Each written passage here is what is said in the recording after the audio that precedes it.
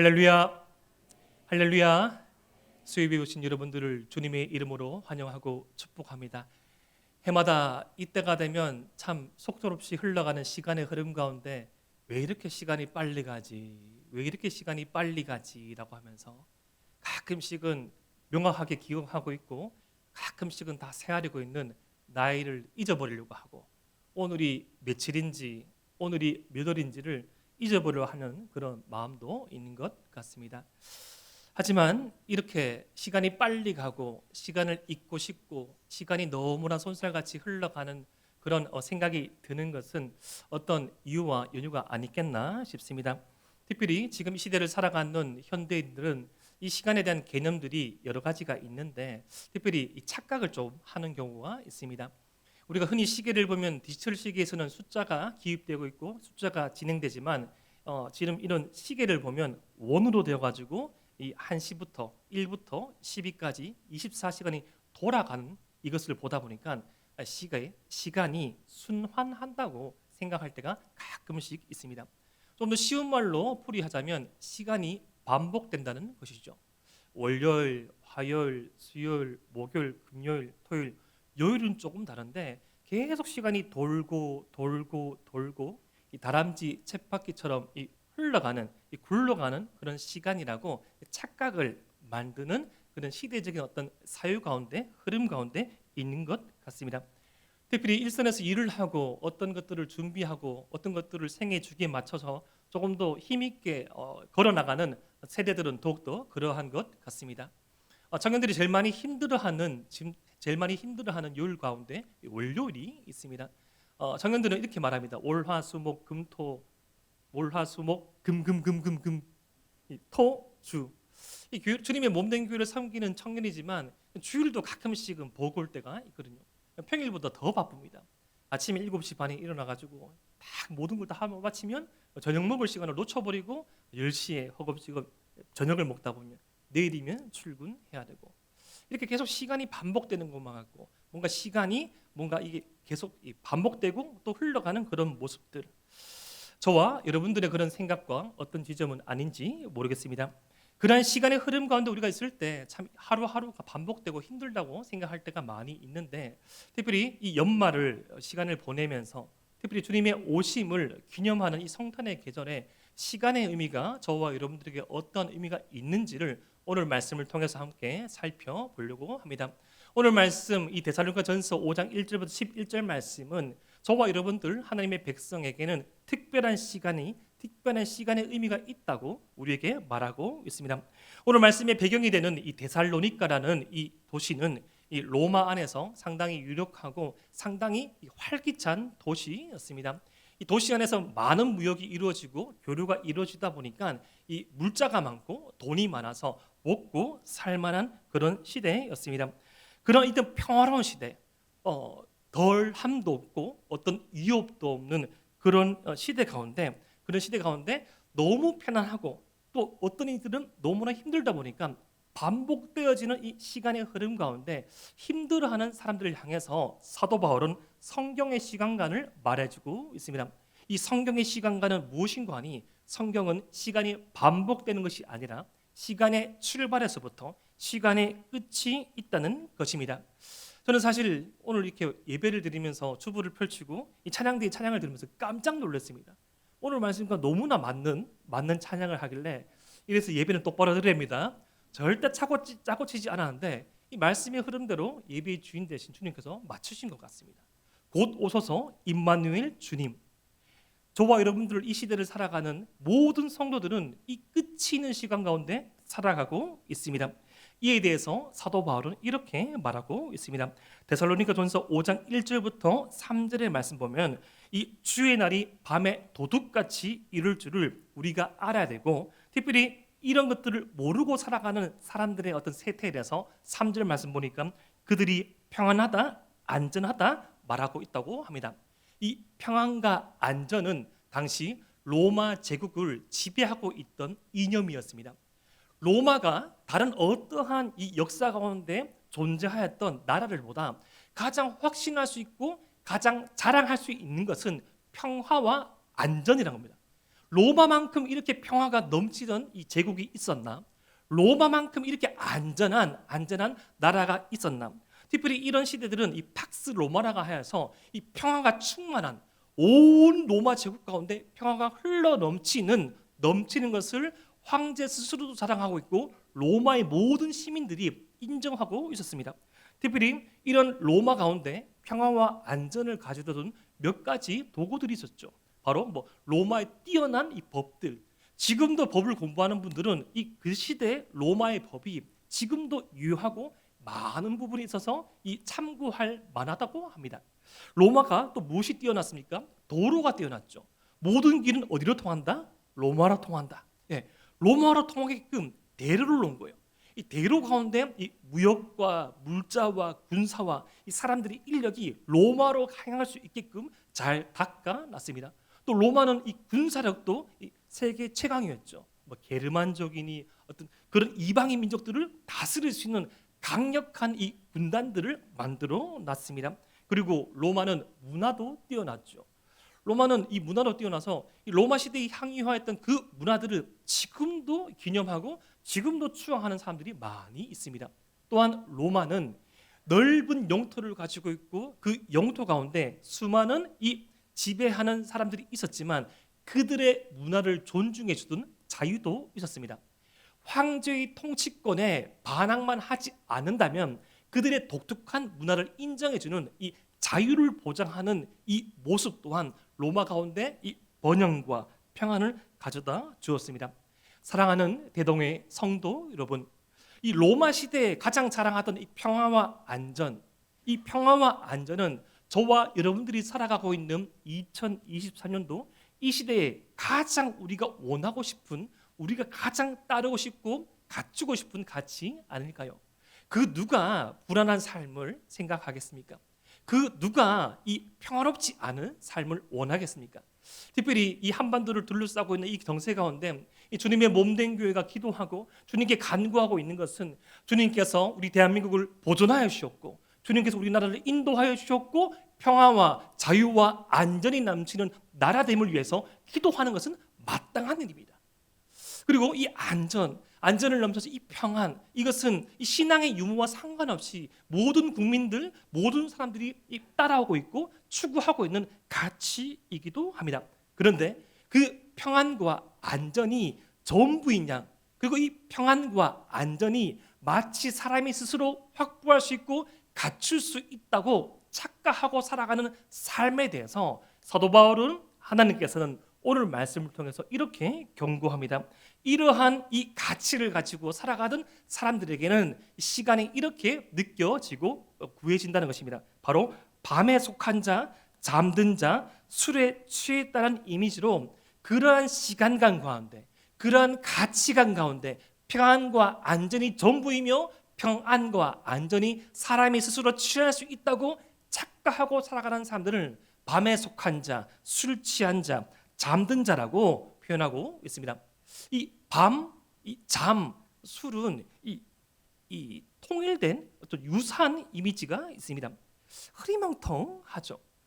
지금 이 시간에 이렇게 예배를 드리시는 우리 모든 성도들은 전혀 해당되지 않는 모습인데 어떤 이 술에 취한 자들, 어떤 술에 의존하는 그런 상황을 보면 대단히 흐리멍텅할 때가 많습니다. 예를 들어서 술을 먹고 술이 사람을 먹고 술에 취한 분들 가운데 과연 이 명료해 준 분들 봤습니까?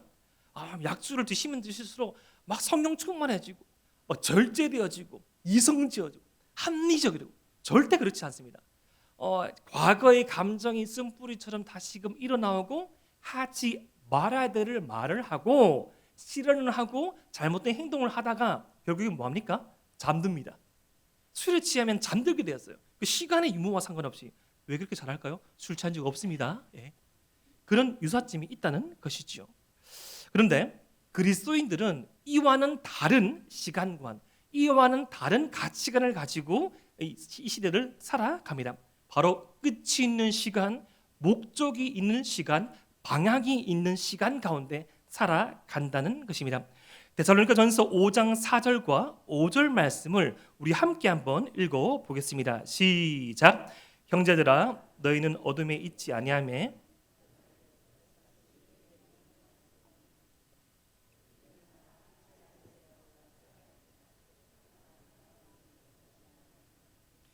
여기서 너희와 우리는 바로 성도를 말하고 있는 겁니다. 저와 여러분들 성도를 말하는데 빛의 아들이고 낮의 아들이고 밤이나 어둠에 속하지 않다고 말합니다. 우리 존재 자체가 빛이라고 말씀합니다. 이것은 우리 주님께서도 말씀하셨죠. 우리가 빛과 소금된 이 존재가 바로 저와 여러분들 하나님의 몸된 교회의 구성원인 성도라고 명확하게 말하고 있습니다. 그래서 우리는 어둠에 속한 자가 아닙니다. 우리에게는 어둠의 속성이 있을 수 없다는 것입니다. 술에 취한 것처럼 밤에 속한 자처럼 살아가는 존재가 바로 저와 여러분들이 아니라는 것이죠. 이러한 자들에게는 그날 이 주님의 다시 오심이 이 종말을 기준으로 하는 각 개인의 이 심판이 도둑같이 이르지 않을 것이라고 말하고 있습니다.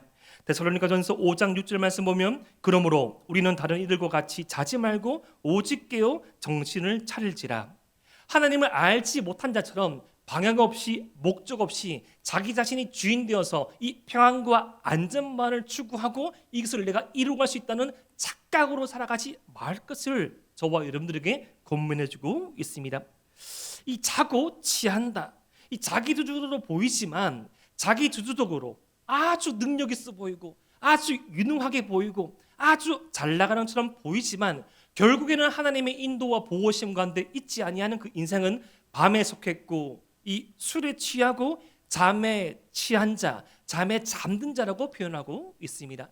사랑하는 대동의 성도 여러분, 2023년도를 마지막 10일 남은 이 시점에 저와 여러분들의 생애를 올 한 해 한번 돌아봅시다. 이렇게 계획하고 이렇게 꿈꾸고 이렇게 기도하고 왔지만 우리가 생각한 것만큼 이루어지지 않는 부분도 있지만 우리가 기대하지 못하고 생각하지 못한 그 이상으로 하나님께서 채워오신 은혜를 바라봅니다. 그때 우리는 감사할 수 있는 것이죠.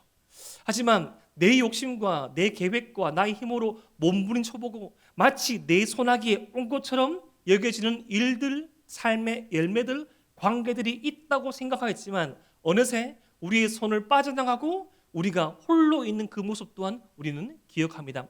사랑하는 대동의 성도 여러분, 저와 여러분들은 빛의 아들들입니다. 이 참된 빛 대신 주님과 함께 저와 여러분들의 마음 가운데 심령 가운데 진리의 빛이 있으므로 우리의 발걸음 한 걸음 한 걸음이 주님의 인도하심을 받기를 주님의 이름으로 축복합니다. 그런데 이렇게 끝이 있고 우리 시간의 주인이 주님 되심을 아는 인식하는 살아가는 사람들은 이 삶의 스타일도 라이프 스타일도 다르다고 설명합니다. 이 데살로니가전서 5장 8절이 그것을 묘사하고 있는데요. 우리 데살로니가전서 5장 8절 말씀을 우리 함께 한번 읽어 보겠습니다. 시작. 우리는 낮에 속하였으니 정신을 차리고 믿음과 사랑의 호심경을 붙이고 구원의 소망의 투구를 쓰자. 빛의 아들들, 빛인 우리는 낮에 속한 자, 하나님의 진리 빛을 붙잡고 살아가는 저와 여러분들은 라이프 스타일, 삶의 모습도 다른데 오늘 이 말씀에서 묘사하고 있는 이 모습은 삶의 모습은 군사입니다.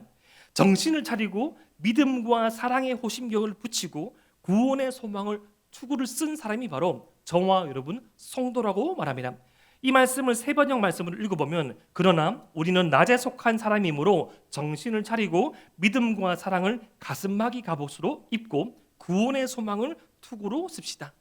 요 유사한 말씀이 에베소서 6장의 영적 전투에 좀 더 상세히 나와 있지만 오늘 이 말씀 데살로니가 전서 이 말씀은 사도 바울이 그가 기록한 성경 가운데 가장 초기에 기록되는 성경입니다.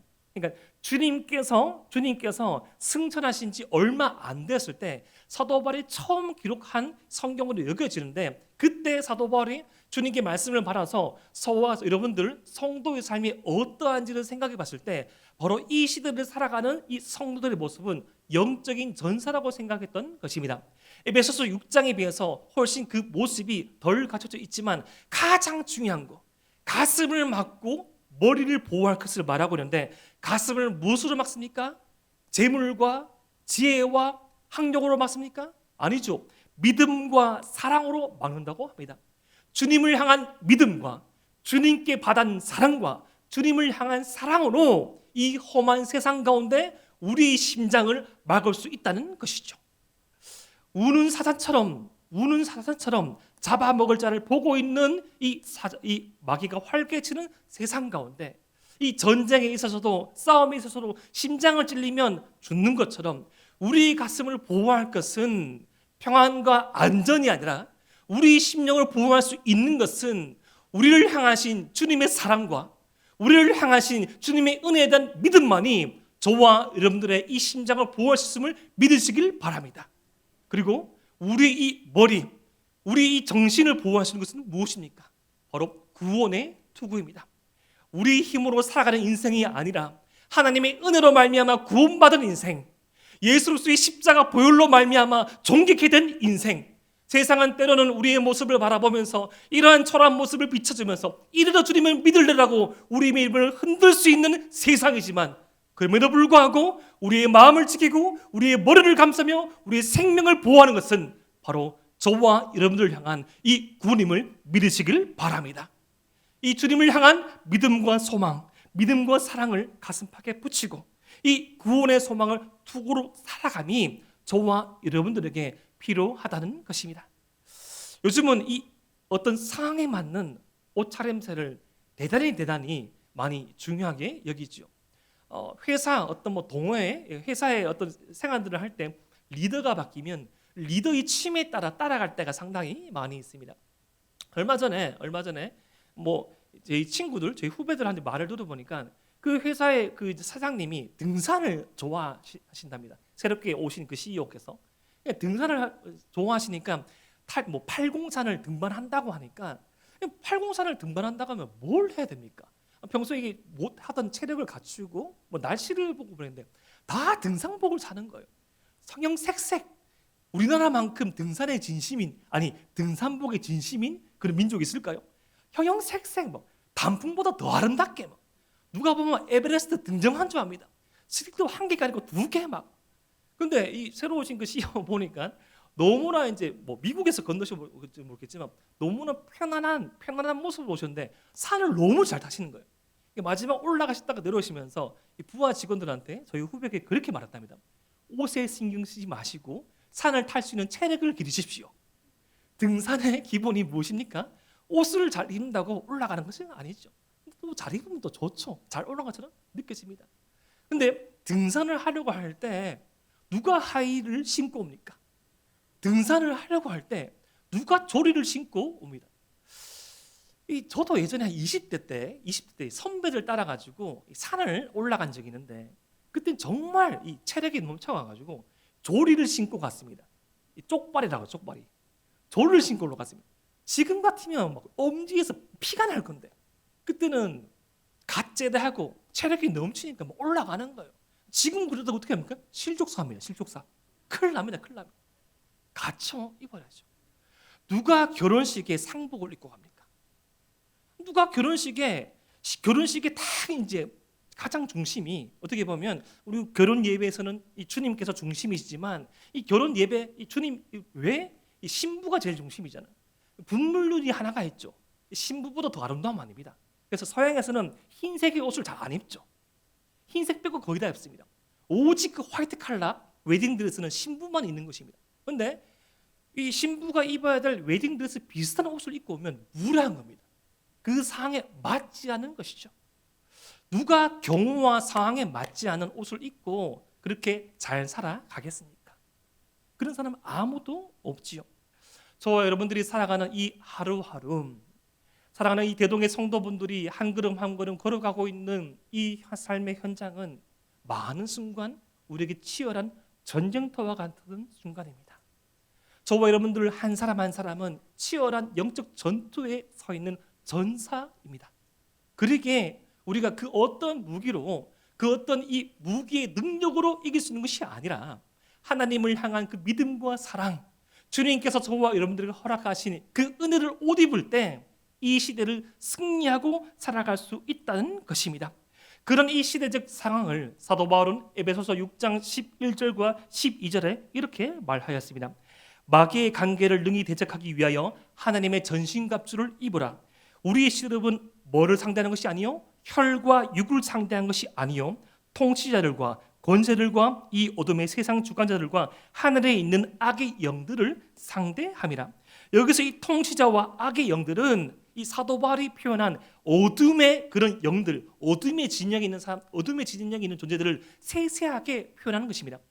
아주 이 어둠의 악의 세력들은 아주 디테일하게 전략적으로 우리를 이렇게 공격하고 이렇게 공격하고 이렇게 공격하고 이렇게 전략을 짜고 있는데, 우리는 그 어둠의 전략에 맞서서 더욱더 이 세대적 상황의 그 요청을 알고 그것에 맞는 삶을 살아라고 사도 바울이 저와 여러분들에게 권면하고 있습니다.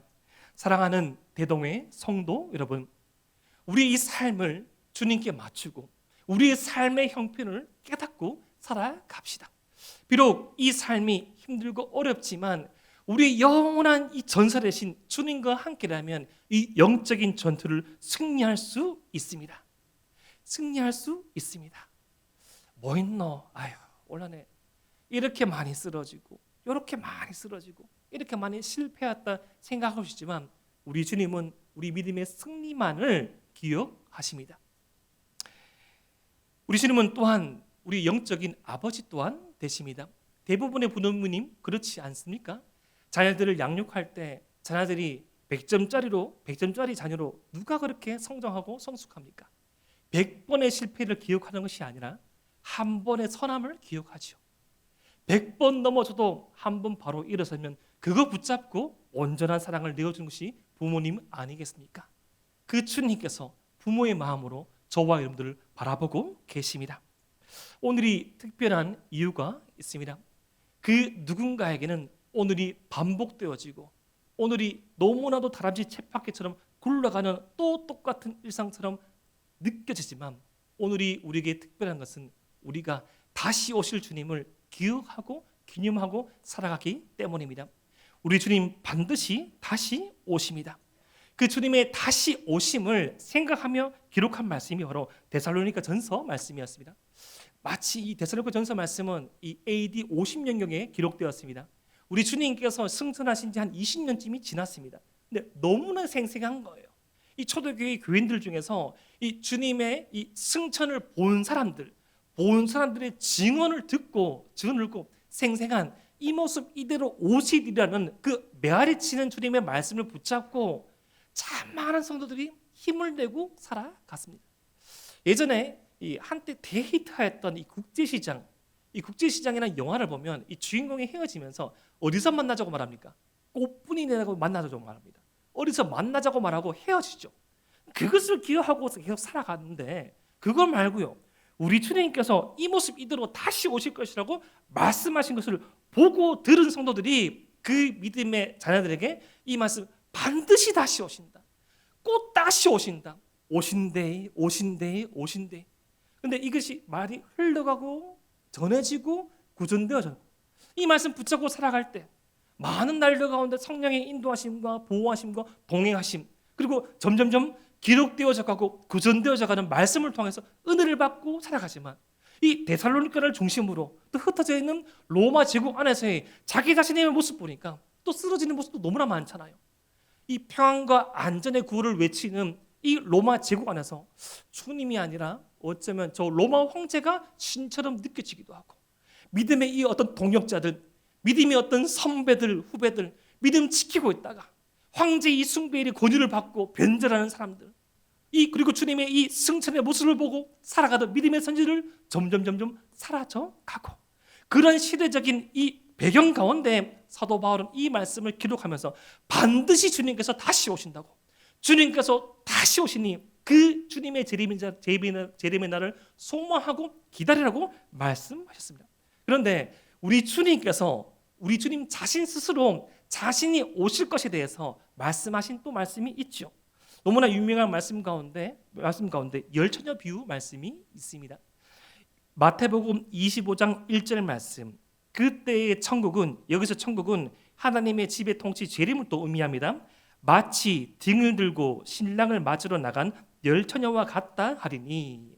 이 말씀을 잘 이해하기 위해서는 당시 유대 사회의 결혼 풍습에 대해서 잘 알아야 합니다.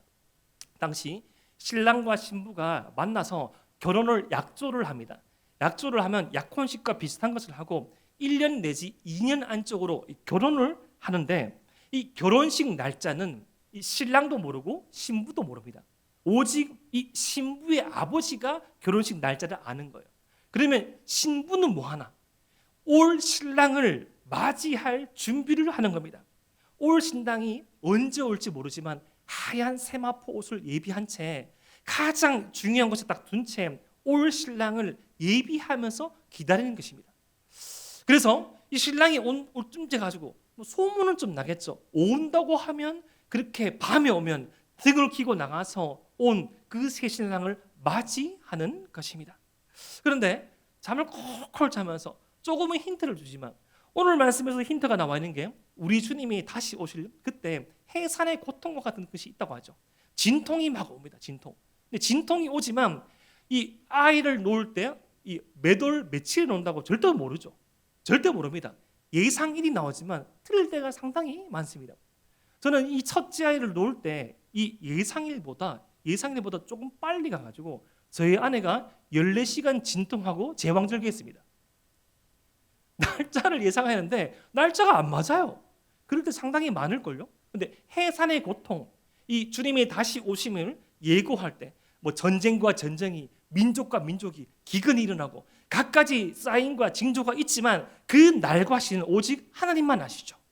우리가 그것을 좀 예측할 수 있고 기다릴 수 있지만 그 날과 시는 하나님만 아시는 것입니다. 마찬가지죠. 이 신부는 신랑이 올 쯤은 압니다. 하지만 올 그 신랑이 그때와 시기는 이 신랑의 아버지만 알죠. 하지만 자신의 몸과 신랑을 맞이할 그 채비를 다 합니다. 그렇게 만났을 때 그 준비의 몸과 마음으로 이 신랑과 이 신부가 그렇게 행복한 시간을 보내는 것이죠. 그러면 신랑은 그 1년 2년 동안 뭘 하겠습니까? 이 신랑은 신부와 함께 머무를 거처를 예비합니다. 주님의 몸된 교회를 신부라 표현하죠. 이 주님의 몸된 교회의 신부의 신랑은 바로 누구십니까? 바로 예수님이십니다. 예수님께서 요한복음 14장 2절과 3절 말씀에 이렇게 말씀하셨습니다. 내 아버지 집에 거할 곳이 많도다. 그렇지 않으면 너에게 일렀으리라. 내가 너희를 위하여 거처를 예비하러 가노니 가서 너희를 위하여 거처를 예비하면 내가 다시 와서 너희를 내게로 영접하여 나 있는 곳에 너희도 있게 하리라. 아멘. 이 세상 어쩌면 살아가면서 우리가 정말 우리의 완전한 평안과 안전을 예비할 수 있을 것만 같은 거처가 없이 보이지만, 우리의 험한 인생길 이렇게 저렇게 올 한해로 반추하면서 바라봤을 때 너무나도 모자라고 너무나도 부족하고 아프며 많은 시간처럼 보이지만, 지금 이 삶의 형편 가운데 우리 주님께서는 저와 여러분들이 영원히 거처할 그 거처를 주님께서 마련하셨습니다. 지금 이 땅에서부터 영원까지 이 주님을 향한 사랑과 믿음을 가지고 살아가는 모든 성도들에게 그 거처가 마련되어 있음을 믿으시길 바랍니다. 올 한 해 얼마 남지 않았습니다. 우리 각 개인에게 임할 수 있는 개인적인 어떤 종말들도 있을 수 있죠. 올 한 해 참 많은 성도들이 우리의 어떤 시간과 우리의 어떤 생각과는 달리 또 소통하시고 주님의 부르심을 받았죠. 지금 주님의 품 안에서 너무나 행복한 시간을 갖고 있지만 남겨져 있는 가족들은 큰 슬픔 가운데 있을 수 있습니다. 인생이 그러한 것 아니겠습니까? 주님과 언젠가 다시 만날 때, 그 주님의 만남이 저와 여러분들에게 참된 위로와 행복되기를 소망합니다. 특별히 우리 주님께서 다시 오실 때, 우리가 주님과 다시 만날 때의 모습을 기록한 요한계시록 21장 그리고 21장 1절과 2절 말씀은 우리에게 참된 소망을 줍니다. 또 내가 새 하늘과 새 땅을 보니 처음 하늘과 처음 땅이 없어졌고 바다도 다시 있지 않더라. 또 내가 보내 거룩한 성 새 예루살렘이 하나님께로부터 하늘에서 내려오니 그 준비한 것이 신부가 남편을 위하여 단정한 것 같더라. 우리 주님께서 저와 여러분을 향한 영원한 거처를 마련하셨는데, 주님의 몸된 교회인 우리 성도와 교회는 신부가 남편을 위하여 단정하듯이 우리의 마음을 돌아보고 우리의 삶의 행품을 돌아보면서 우리의 마음을 주님을 향한 믿음과 사랑으로 지키며 우리의 머리를 이 구원으로 은혜로 감싸 안으며 오늘 하루도 감사하고 올 한 해 남아있는 시간들을 은혜로 정리할 수 있는 저와 여러분 되시기를 주님의 이름으로 축복합니다. 기도드립니다.